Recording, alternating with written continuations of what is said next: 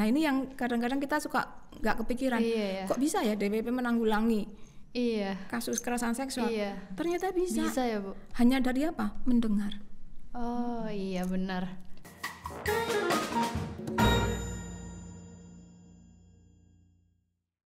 Halo Sobat UGM Channel, kembali lagi di segmen Pojok Bicara UGM Channel. Kali ini ditemani bersama aku Veda Gautama, dan aku hari ini bakal ngomongin tentang Dharma Wanita.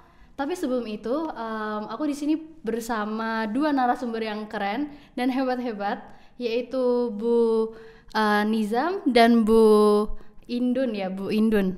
Nggih. Bu Nizam ini sebagai apa ya Bu di DWP sama Bu Indun? Pernah menjadi ketua Dharma Wanita, ya, Direktorat Jenderal Dirjen Diktiristek. Oh, Diktiristek. Kemendikbudristek. Kalau sekarang anggota DWP UGM. Oke. Kalau Bu Indun sendiri gimana Bu? Kalau saya sendiri sekarang mendapat amanah jadi ketua Dharma Wanita Persatuan UGM begitu Mbak Veda. Oh iya, oke. Saya pernah gitu deh, bukan ketua sekarang. Oh pernah. Menjadi, berarti dulu ketua. Iya, ketua DWP Direktorat Jenderal Diktiristek dan ketua Dharma Wanita Kemendikbudristek bidang sosial budaya. Oke. Berarti sekarang purna tugas. Iya. Purna tugas, bukan pensiun teman-teman, purna tugas. Karena kalau pensiun kayaknya kesannya tua gitu ya. Oke Bu, ngobrol tentang DWP ini adalah hal yang menarik buat saya sebenarnya, karena nggak banyak yang tahu tentang Dharma Wanita Persatuan ya. Boleh dijelaskan sejarahnya, dan kok kayaknya tadi saya tuh manggilnya Bu Indun sama Bu Wati ya, harusnya bukan Bu Nizam. Bu Nizam tuh nama suaminya Bu Wati. Iya. Oke, boleh dijelaskan dulu Bu latar belakangnya, sejarahnya mungkin tentang itu DWP. Dharma Wanita. Ya, Dharma Wanita itu berdiri tahun 1974 kalau tidak salah ya, di bulan Agustus. Iya, Agustus. Tapi sebetulnya nama Dharma Wanita organisasi itu sudah berubah menjadi Dharma Wanita Persatuan. Oh, jadi sebelumnya Dharma Wanita saja. Ya, itu di era Soeharto. Ya, kemudian berubah di eranya Presiden Gus Dur itu tanggal 6-7 Desember lahirnya tahun 79 kalau tidak salah. Ya, itu dilebur menjadi Dharma Wanita Persatuan. Oh, jadi sebelumnya DW sekarang aja jadi DWP. Iya. Oh, gitu. Nah, itu sejarah lahirnya lagi kalau dirunut dahulu kala itu 1928 kalau tidak salah, itu adalah gerakan perempuan yang lahirnya di Yogyakarta. Oh, di Jogja atau di lahirnya? Jogja. Oh, jadi menarik yang itu sebenarnya dikenal jadi Hari Ibu. 22 Desember. 22 Desember. Oh ya, oke. Jadi yang sejarah gerakan perempuan di Yogyakarta itu jadi sejarah lahirnya Hari Ibu. Oh, ya. Itu juga itu gerakan perempuan-perempuan pada saat itu juga latar belakangnya karena mungkin ada hal yang ketidaksetaraan gender di masa itu gitu ya. Gitu. Terus kemudian kalau hari DWP sendiri, DWP itu bulan Desember ya. Bulan Desember ya? Iya, tanggal 6 atau 7. Oke, tapi kalau Dharma Wanita 5 Agustus ya? Iya, Dharma Wanita. Tapi itu sekarang sudah nggak ada ya, sudah diupdate. Sudah iya. Oh, oke, baik. Oke.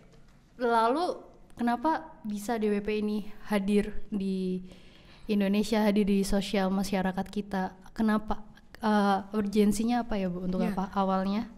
Tahun 74-an di era Soeharto mungkin pada saat itu adalah suatu organisasi perempuan yang mungkin digunakan untuk membantu gitu ya, membantu para suami dalam kaitan dengan politik atau apa mungkin ya, saya tidak tahu. Itu ada banyak kegiatan di sana, kita juga belum terlibat ya di situ ya, tetapi karena mungkin pergerakan juga politik dan seterusnya, dan DWP itu lalu berubah menjadi organisasi sebuah organisasi yang mandiri, tidak berafiliasi politik, golongan politik apapun gitu. Lalu itu dirubah menjadi Dharma Wanita Persatuan, jadi organisasi kemasyarakatan yang mandiri, tidak partisan, tidak untuk suatu golongan politik tertentu. iya. Mungkin dulunya karena Simpatisan politik ya. mungkin Oh, gitu ya. iya. Lalu makanya namanya jadi Dharma Wanita Persatuan itu Persatuan. yang ADART-nya lalu berubah. Oh, oke. Ini kan Bu Nizam ini nah, saya nyebut lagi Bu Nizam padahal nama aslinya Bu Saraswati. Nah, Bu Wati ini terkenal sama nama suaminya. Terus apakah di DWP itu memang ada aturan dipanggil menggunakan nama suami gitu? Iya, jadi di ADART-nya Dharma Wanita Persatuan itu memang ada ketentuan bahwasanya bagi para istri gitu ya, itu kan organisasi istri ASN. Iya. Ya, dan pegawai ASN perempuan, ya. Lalu juga bisa jadi juga anggotanya adalah istri. pensiunan, istri pensiunan ASN atau sebetulnya pensiunan ASN itu sendiri yang perempuan gitu ya. Nah ini di dalam ADART-nya memang ada ketentuan kalau bagi mereka yang menikah atau istri tadi itu nama suami memang ditulis di situ untuk jadi identitas. Ini kan organisasi istri, jadi tahu supaya istri siapa, istri Pak siapa gitu ya. Tapi bagi yang belum menikah atau tidak menikah tadi nama sendiri. Dan tidak boleh menggunakan gelar apapun karena untuk supaya kita egaliter di antara para pengurus dan anggota. Oke, baik. Jadi tadi DWP ini ada di PT dan PTN juga ya, Bu? Dharma Wanita Persatuan itu kalau hierarki organisasinya itu ada di tingkat pusat. Pusat yang kalau periode sebelumnya ini kan ada periode kepengurusan dengan ketua yang baru itu dijabat oleh istri Menteri Pemberdayaan Aparatur Negara. Itu menurut ADART yang di Munaslup yang sebelumnya. Jadi ada berapa kali periode ADART tadi itu sebetulnya selalu melewati Munaslup namanya, Musyawarah Nasional Luar Biasa gitu ya. Nah itu dulu ketuanya adalah istri Menteri PAN. Nah sekarang ini tidak dijabat lagi oleh istri Menpan tadi ya. Nah lalu tadi pertanyaannya apa? Di PTN? Lalu tadi kan di pusat ya. Kemudian Dharma Wanita Pusat itu punya mungkin cabang organisasi gitu ya. Ya, tapi masih di pusat. Itu adalah Dharma Wanita di kementerian-kementerian. Termasuk BUMN. Dan juga mungkin Dharma Wanita yang di luar negeri. Jadi mungkin Kementerian Luar Negeri atau kedutaan-kedutaan ya, gitu ya. Seperti itu. Jadi ada lalu juga yang ini militer. Itu juga mereka itu adalah juga Dharma Wanita. Itu juga Dharma Wanita ya? Iya, Dharma Wanita Persatuan. Hanya mereka punya nama khusus ya. Kalau di militer Kartika Chandra, Triana, segala macam. Betul. Nah ini yang di tingkat kementerian namanya DWPI PP, tingkat kementerian. Lalu di daerah itu ada 2 Dharma Wanita provinsi. Jadi satkernya di kementerian itu Dharma Wanita yang namanya unit pelaksana gitu ya, di bawah tadi. Nah UGM perguruan tinggi ini sebetulnya ada di bawah kementerian, atau kalau kita lihat misalnya rumah sakit atau apa itu di bawah Kementerian Kesehatan. Gitu. Ya, sejarahnya di UGM berarti di tahun 74 itu. Kemudian tadi ada perubahan nama menjadi Dharma Wanita Persatuan di era Pak Gus Dur tadi ya, Bu Wati ya. Sehingga memang tumbuhnya itu ya berbarengan, mungkin menurut saya senasional itu, kemudian sama-sama di lembaga-lembaga itu membuat organisasi Dharma Wanita, mungkin begitu ya Bu Wati ya. Mungkin menambahkan sedikit ya. Iya boleh.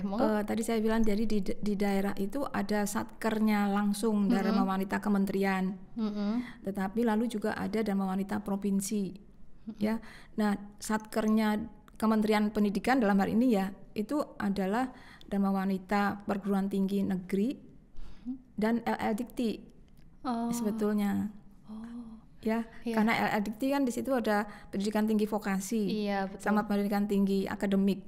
Kalau kita perguruan tinggi, kalau yang UGM kan perguruan tinggi negeri akademik ya. Jadi sebenarnya LL Dikti dan perguruan tinggi negeri akademik itu adalah pembinaan langsungnya itu oleh kementerian kan, seperti itu. Karena tadi saya bilang undang-undang yang desentralisasi tadi itu memang mengatakan bahwasanya untuk pendidikan tinggi pembinaannya langsung dari pusat. Karena perempuan atau istri-istri tadi adalah istri ASN di kampus, otomatis kan Dharma Wanitanya ya nggak mengindung kepada Dharma Wanita Kementerian Pendidikan toh, seperti itu. Nah, seperti itu posisinya sebetulnya. Jadi, gitu ya, jadi kita itu dalam artian DWP perguruan tinggi UGM sebetulnya sejajar dengan provinsi. Kalau kita memahami ADART-nya dan juga kaitannya dengan undang-undang desentralisasi tadi itu, sebenarnya kita itu sejajar. Kita itu artinya apa tadi? Dikti perguruan tinggi negeri. Ya itu sejajar dengan Dharma Wanita provinsi. Ya. Tadi saya katakan kan Dharma Wanita Persatuan itu adalah organisasi perempuan istri ASN. Iya. Iya toh? Iya. ASN suami kita itu kan kayak di perguruan tinggi itu kan sebetulnya semua pembinaan dan itunya kan oleh Kementerian Pendidikan kan? Benar, iya. Seperti itu. Jadi nggak lepas dari tadi saya bilang posisi status kepegawaian suami kan sebetulnya. Karena suami kita itu bukan pegawai Pemda kan. Oke. Iya tak? Iya. Ini kan perjalanan Dharma Wanita itu panjang sekali ya Bu. Kontribusi selama ini yang udah diberikan untuk Indonesia, untuk sosial masyarakat, apalagi untuk perempuan tuh ada apa aja Bu? Nah, monggo Bu. Nah, kalau Dharma Wanita Persatuan tadi saya bilang itu sebagai organisasi itu organisasi besar sekali. Iya, besar sekali. Karena tadi saya bilang ASN di Indonesia itu ada berapa? Ya, istrinya, belum lagi pegawai ASN. Iya. Itu sebetulnya secara sumber daya manusia itu besar sekali. Kemudian yang berikutnya dia punya ADART. Lalu ada visi. Ada visi misinya. Ada visi misinya. Nah, misinya itu antara lain adalah mensejahterakan keluarga dan dirinya sendiri, lalu juga membangun kekuatan keluarga dan kekuatan dirinya sendiri. Sendiri itu siapa? Perempuan itu sendiri. Jadi empowering women dan empowerment masyarakat gitu. Jadi untuk pembangunan gitu Indonesia, ya, untuk membangun untuk membangun Indonesia juga perempuan ya. Indonesia. Perempuan Indonesia, keluarga sama masyarakat juga. Betul. Itu tercermin dari proker-prokernya itu Proker-prokernya. Betul. Jadi emang prokernya ada apa aja Bu? Banyak jadi ya. Kalau di UGM sendiri DWP UGM itu, dan saya rasa di DWP itu ada 3 bidang utama begitu Mbak Veda. Jadi ada bidang ekonomi, bidang sosial dan bidang pendidikan. Ekonomi, sosial, pendidikan. Ya, jadi baik. 3 ini yang peran Dharma Wanita itu untuk membantu tadi ya, seperti yang Bu Ati sampaikan gitu, empowerment, kemudian meningkatkan kualitas hidup wanita begitu khususnya. Nah, biasanya kalau di bidang ekonomi itu lebih kepada kewirausahaan gitu ya. Di situ bisa ada pelatihan terkait kewirausahaan gitu, atau misalkan juga di tempat atau lokasi di mana DWP berada itu misalkan membuka toko yang di situ anggota-anggotanya bisa ikut menjual barang-barangnya gitu. Kemudian kalau di bidik lebih ke arah pendidikan gitu. Jadi ada mungkin pelatihan-pelatihan. Kalau di DWP UGM kita sudah beberapa kali mengadakan pelatihan segala macam, dari membuat kerajinan, juga pelatihan tentang kesehatan, juga tentang misalkan penampilan gitu. Jadi sangat bermacam-macam, karena kan wanita itu kan memang ini ya, berperan di berbagai hal begitu ya. Iya betul. Kemudian di sosial budaya ini ada bakti sosial, kita terus juga membantu masyarakat sekitar begitu. Juga kalau di Sosbud itu ada mengasah kesenian dari para anggota begitu. Jadi di situ ada kalau saya sebutnya mungkin dari A sampai Z yang terkait dengan kualitas diri seorang wanita itu ada gitu, gitu ya. Menjadi proker gitu di banyak DWP, ya prokernya gitu. Variatif sekali. Tambah sedikit ya Bu, tadi 3 bidang ya, nambahkan 1 mungkin bidang kesekretariatan. Jadi sebenarnya ada 4 bidang. Jadi tadi kesekretariatan, kemudian di pendidikan, kemudian di ekonomi, kemudian tadi yang di sosial. Ya. Nah kemudian kegiatannya itu adalah tadi kan untuk penguatan perempuan, keluarga dan masyarakat. Jadi kalau kita lihat tugas-tugasnya ke domestik, tapi juga ke publik. Jadi kiprahnya itu bukan hanya dirasakan di perempuan itu sendiri, tapi kiprahnya harus bisa dirasakan untuk keluarga juga, tapi juga untuk masyarakat. Nah, masyarakat ini sebetulnya yang tadi DWP Kementerian Pendidikan itu ingin atau sebetulnya bukan harapannya Dharma Wanita Kementerian Pendidikan ya, tapi Dharma Wanita Pusat. Keinginan adalah bahwasanya kiprah kita itu harusnya mulai bisa ditunjukkan bukan hanya kepada perempuan itu sendiri dan juga keluarga, cuma tunjukkan itu bisa ke publik. Nah, ke publiknya itu tidak semata-mata baksos, tapi ada hal-hal yang lain. Contohnya yang kemarin ini isu kekerasan seksual, ya ketidaksetaraan gender atau kekerasan berbasis gender, itu sebetulnya ada di dalam program-program kerjanya Dharma Wanita Pusat. Itu kontribusi DWP tentang itu gimana, Bu? Nah, kemudian kaitannya dengan isu yang belakangan ini dan berbagai hal, Dharma Wanita Kementerian Pendidikan Kebudayaan itu menggagas satu gerakan sebetulnya yang namanya Dharma Wanita Pendidikan Tinggi Sahabat Kampus. Oh, Sahabat Kampus. Sahabat Kampus ya. Jadi kiprah kita melihat kiprahnya ke masyarakat itu ya di luar itu bukan hanya masyarakat yang jauh di sana, tapi sebetulnya masyarakat kampus itu Dharma Wanita bisa menunjukkan tadi saya bilang kiprahnya atau bisa punya andil untuk bisa terlibat di dalam tadi saya katakan penuntasan atau pencegahan kekerasan seksual. Nah, itu gerakan yang kemarin dibangun oleh Dharma Wanita Kementerian ya Kemendikbud lewat Dharma Wanita Diktiristek. Jadi membina Dharma Wanita perguruan tinggi negeri dan LR-Dikti gitu ya seluruh Indonesia untuk peduli. Untuk peduli soal itu gitu. Untuk melek juga ya, Bu. Ya, melek dan bisa bersikap.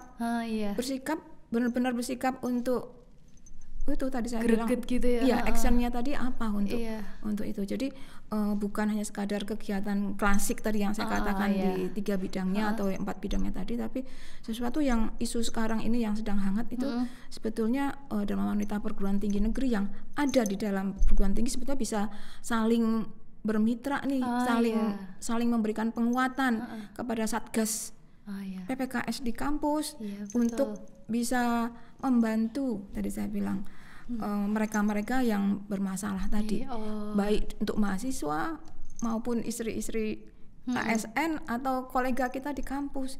Jadi melihat masyarakat itu bukan yang jauh di sana, tapi sebenarnya ini loh ada satu masalah yang kita alami di dalam kampus, di dalam masyarakat, di dalam kampus tadi yang sebetulnya DWP itu bisa andil. Nah, itu sebetulnya gerakan yang kemarin dibangun oleh DWP Kemendikbud tadi lewat Diktiristek untuk membina DWPTN. Apa tadi saya bilang actionnya tadi itu bermacam-macam, dan ternyata di perguruan tinggi negeri yang lain nih di mana ya dari Aceh sampai Papua itu mereka ada melakukan sesuatu yang gebrakan-gebrakan itu ya baru ada action-action yang mereka lakukan tadi itu, dan itu kita bawa menjadi satu tadi saya bilang kepedulian bersama. Dharma Wanita itu adalah relawan isinya, ya enggak? Iya, kalau dipikir-pikir iya juga. Ya kan? Iya. Tapi bagaimana ini sebetulnya kontribusinya kan sebetulnya kok relawan dipaksa melakukan sesuatu yang sepertinya berat sekali gitu ya. Jadi barrier. Nah ini sebetulnya saya juga ingin mengatakan bahwasanya kita ini perempuan atau relawan di DWP sebetulnya bukan hanya ya kita bisa peduli terhadap adanya kasus itu. Itu saya katakan bersikap untuk bisa melakukan sesuatu yang seringan apapun tadi ternyata bisa membantu mencegah loh, termasuk menanggulangi. Nah ini yang kadang-kadang kita suka nggak kepikiran, kok bisa ya DWP menanggulangi kasus kekerasan seksual? Ternyata bisa ya, Bu. Hanya dari apa? Mendengar. Oh iya benar. Izin menambahkan Mbak Boleh. Jadi menyambut begitu arahan dari DWP pusat tadi gitu. Kemudian DWP UGM juga mengadakan kegiatan-kegiatan terkait itu begitu, khususnya di kita kan punya pertemuan rutin anggota itu setiap dua bulan begitu. Nah itu kami sempat mengundang gitu, karena kan kalau Satgas PKKS di UGM sudah sangat ini ya secara sistem itu sudah sangat baik begitu Iya. menangani itu. Nah, kami mendukung juga begitu dengan kemudian mensosialisasikan itu gitu, mengundang narasumber di pertemuan itu gitu terkait dengan penanganan KS tadi gitu. Dan saya rasa ini menjadi sangat penting, menjadi forum untuk mensosialisasikan. Kadang karena ibu-ibu Dharma Wanita gitu ya mungkin nggak sering terlibat di kampus secara langsung gitu. Nah, ini menjadi ajang sosialisasi atau menyampaikan informasi terkait kalau disebutnya apa ya Bu, 3 dosa perguruan tinggi begitu ya katanya. 3 dosa perguruan tinggi ini menarik banget. Apa aja 3 dosa perguruan tinggi? Kemudian kita sosialisasikan. Selain ada KS, ada diskriminasi gitu ya Bu ya, dan ada perundungan, intoleransi. Itu 3 dosa 3 dosa perguruan besar itu adalah kekerasan seksual. Perundungan atau bullying, ketiga intoleransi. Tapi sebenarnya kalau mau ditambah banyak lagi. Balik lagi ke 3 dosa perguruan tinggi, 3 dosa besar di pendidikan tinggi. Di pendidikan tinggi ya. Kenapa kekerasan seksual menjadi highlight utama, menjadi sorotan utama? Karena dampaknya yang paling daripada perundungan gitu ya. Ya sebetulnya semuanya dampaknya besar ya. Semuanya bisa berdampak kepada gangguan mental ya, yang berakhir kita tahu bunuh diri segala macam. Tapi setidaknya kekerasan seksual itu kalau kita yang di kampus bisa memutus masa depan seakan-akan si korban kan. Iya, rasanya jadi kampus tuh tempat yang nggak aman gitu. Dia tidak mau sekolah, tidak berani melanjutkan sekolah atau tidak bisa melanjutkan sekolah, dia seperti tidak punya masa depan seakan-akan tadi. Sehingga tadi kan sungguh sayang mereka yang sedang kuliah lalu bisa putus hanya karena mungkin harus tadi mungkin hamil besar atau dia menerima satu kekerasan yang kalau dia datang ke kampus terancam, dia merasa terancam seperti itu ya. Nah itu sebetulnya kalau dari sisi dampak itu kekerasan seksual yang paling berat gitu iya sih, kalau perundungan kan biasanya hanya depresi walaupun itu juga menjadi masalah. Jadi sebetulnya Dharma Wanita itu kalau saya melihat kembali lagi kepada visi misinya itu ternyata Dharma Wanita Persatuan itu sangat care kepada kesehatan mental ya, kesehatan jiwa, kesehatan fisik juga loh. Iya, perempuan Iya, bukan hanya perempuan tapi jadi bukan hanya perempuan karena tadi saya bilang Dharma Wanita Persatuan tuh nggak boleh eksklusif untuk perempuan saja. Tapi untuk keluarga sama masyarakat. Jadi sebetulnya ini bukan gerakan feminis. Bukan gerakan feminis, beda. Gerakan peduli, masyarakat peduli itu. Dan pedulinya tadi Bu Indun mengatakan Dharma Wanita Perguruan Tinggi Negeri UGM ya, monggo dilanjutkan tadi melakukan sosialisasi atau apa sosialisasi gitu ya. Itu kemudian kita juga sempat mengundang dari CPMH, mungkin Mbak Frida tahu ya, di psikologi itu juga terkait dengan kasus bunuh diri itu juga kami pernah mensosialisasikan itu begitu. Harapannya karena anggota Dharma Wanita itu sangat beragam begitu Mbak Frida, kita bisa memberikan informasi-informasi penting begitu yang harapannya nanti ibu-ibu ini bisa berperan di masing-masing lingkungannya gitu ya. Dan juga harapan kami Dharma Wanita juga bisa terus mendukung begitu program-program yang ada di universitas gitu. Kalau misalnya Bu ada korban kekerasan seksual itu melapor ke Dharma Wanita, ditangani atau tidak Kalau sejauh ini gitu yang pernah saya lakukan itu memang kalau ada yang masuk laporannya kebetulan pernah, dan ini saya sendiri gitu yang menangani gitu, langsung kami hubungkan gitu ke PKKS karena mungkin di sana kan secara sistematis sudah jadi mungkin kami sebagai penghubung begitu antara karena misalkan anggota Dharma Wanita yang misalkan itu tenaga pendidikan atau dosen yang sudah mendapat informasi itu gitu ya pada saat sosialisasi, harapannya mereka juga bisa membantu menghubungkan gitu kalau ada yang melapor ke ibu tersebut gitu, kemana sih harusnya kita pergi mencari solusinya gitu. Dan saya rasa itu di PKKS UGM itu sudah bisa menangani itu gitu. Jadi betul tadi yang disampaikan Bu Indun. Jadi dengan Dharma Wanita Persatuan itu peduli.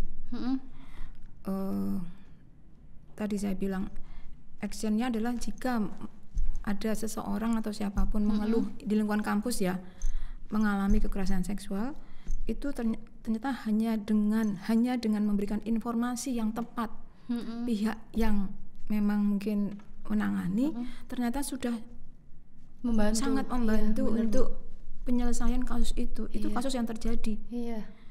Kalau untuk mencegah itu juga sangat bisa gitu loh. Jadi sebetulnya di dalam PPKS Dharma Wanita itu utamanya mencegah tetapi bukan berarti untuk menanggulangi tidak bisa. Karena tadi saya bilang dengan menginformasikan saya bilang lembaga yang mungkin memang menangani itu di dalam kampus itu ternyata luar biasa. Itu seperti halnya juga di DWP ketika kami di Kemendikbud khususnya Diktiristek, begitu kami deklarasi DWP Sahabat Kampus hanya dalam hitungan hari itu ada masuk beberapa laporan ya dari beberapa kota terkait dengan anggota kami istri ASN tadi atau mahasiswa di dalam PTN tadi itu yang mengalami kekerasan seksual yang sebetulnya mereka korban tapi diposisikan sebagai pelaku tadi. Nah tugas saya pada saat itu tidak menanggulangi secara langsung karena kami memang DWP itu tidak punya skill khusus, backgroundnya mungkin bukan psikolog juga bukan hukum dan segala macam bermacam-macam ya. Tetapi tadi saya katakan dengan menyalurkan menyampaikan informasi kepada pihak yang berkepentingan tadi ternyata sangat membantu seperti itu dan kita bisa memonitor gitu dan kasus juga ini saya tadi saya katakan ada kurang lebih 5 dan yang terakhir ternyata ada kasus yang melibatkan pimpinan perguruan tinggi tadi saya bilang ternyata dengan menyampaikannya ke DWP tadi saya bilang itu bisa mempercepat penanggulangan kasus itu. Karena kita penyampaiannya secara non formal. Jadi kan pengurus itu biasanya adalah istri pimpinan perguruan tinggi kan. Hanya dengan tadi menyampaikannya kepada para suaminya yang pimpinan kampus secara informal tadi, otomatis tadi saya bilang jadi punya atensi untuk bisa menyampaikan lagi secara cepat kepada pihak-pihak yang terkait. Jadi ternyata itu tuh jadi satu langkah yang efektif dan itu sudah terbukti. Saya bilang kita nggak boleh memang nyebar-nyebarkan sesuatu karena itu kan bagian sesuatu yang mungkin privat bagi orang-orang tadi. Tapi menyampaikannya tadi saya bilang lewat lewat jalur relasi kuasa juga sebetulnya. Tapi relasi kuasa dalam posisi yang positif gitu ya. Itu menyampaikan seperti itu. Wah, menarik. Itu penanggulangan loh, untuk penanggulangan, mempercepat penanggulangan. Tapi untuk mencegah itu juga sebetulnya ada banyak sekali kegiatan DWP yang bisa di-create oleh kita perempuan-perempuan DWP untuk tadi bayangkan DWP tadi sebenarnya istri ASN, tapi dia juga punya peran sebagai ibu kan? Iya betul. Jadi sebetulnya pengurus Dharma Wanita di perguruan tinggi atau dimanapun dia punya peran kan sebagai istri sama sebagai ibu. Nah sebagai ibu kita di rumah jadi ibu anak-anak kita. Tapi kalau keluarga di kampus ini kan rumah kedua, ya enggak? Itu sangat-sangat dibutuhkan figur ibu, terutama bagi mereka mahasiswa yang jauh dari orang tua. Banyak sekali kan mahasiswa yang perantau dari sini. Betul, saya punya beberapa kasus mahasiswa kita sendiri ya tuh Bu, ketika mereka mengalami satu masalah bullying atau apa, mereka kan depresi, bingung mau cerita kemana. Terlalu jauh mungkin mereka mau ke lembaga layanan konsultasi ke tingkat universitas. Kalau orang punya masalah kan ingin secepat mungkin menyampaikannya langsung ke terdekat. Nah saya bilang di sini kan anggota Dharma Wanita kan antara lain pegawai perempuan, kita yang dosen-dosen perempuan. Nggak usah mikir dia dosen pembimbing akademik. Selama itu dosen perempuan, dia perempuan, mestinya kan punya feel ibu itu kan bisa digunakan. Jadi sebetulnya kita lihat di sini peran sebagai istri dan peran sebagai ibu tadi itu luar biasa sebetulnya. Bisa mendengar. Ternyata mendengar itu membantu. Memang sangat membantu. Hebat banget ya. Itu saya juga merasakan mendengar itu sangat membantu untuk korban. Nah itu di UGM ada berapa dosen perempuan? Banyak sekali ya. Yang istri ASN atau yang memang pegawai ASN tadi itu. Kalau kita mengatakan itu bukan urusan saya, bayangkan. Tapi kalau kita lihat ini anak saya juga.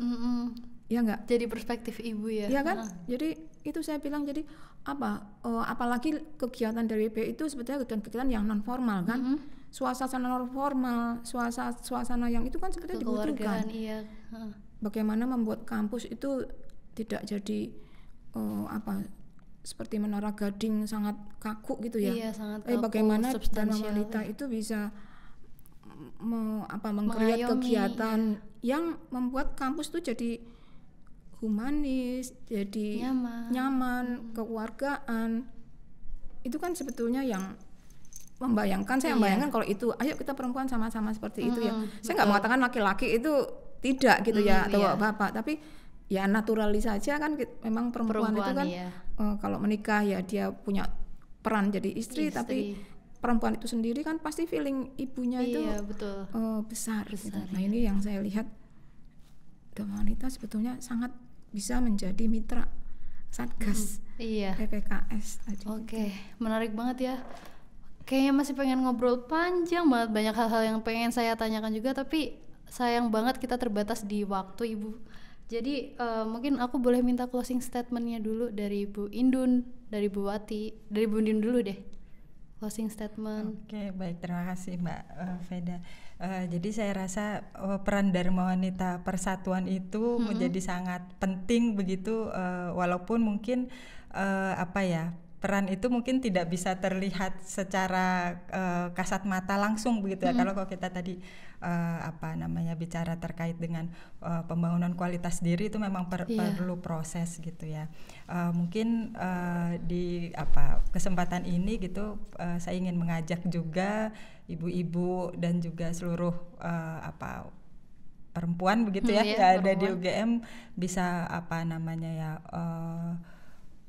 turut begitu meningkatkan kualitas dirinya begitu ya. Kita saling membantu, saling mendukung begitu untuk bersama-sama memajukan institusi pendidikan kita gitu, apapun perannya gitu ya, sebagai seorang wanita begitu ya, dan juga sebagai istri dari pegawai itu juga sangat besar begitu perannya untuk membantu suami begitu ya di tempat kerjanya begitu. Sehingga saya rasa dukungan atau persatuan atau kekompakan lagi gitu dari ibu-ibu seluruh anggota Dharma Wanita itu menjadi hal yang sangat penting untuk mewujudkan visi misi Dharma Wanita. Gitu.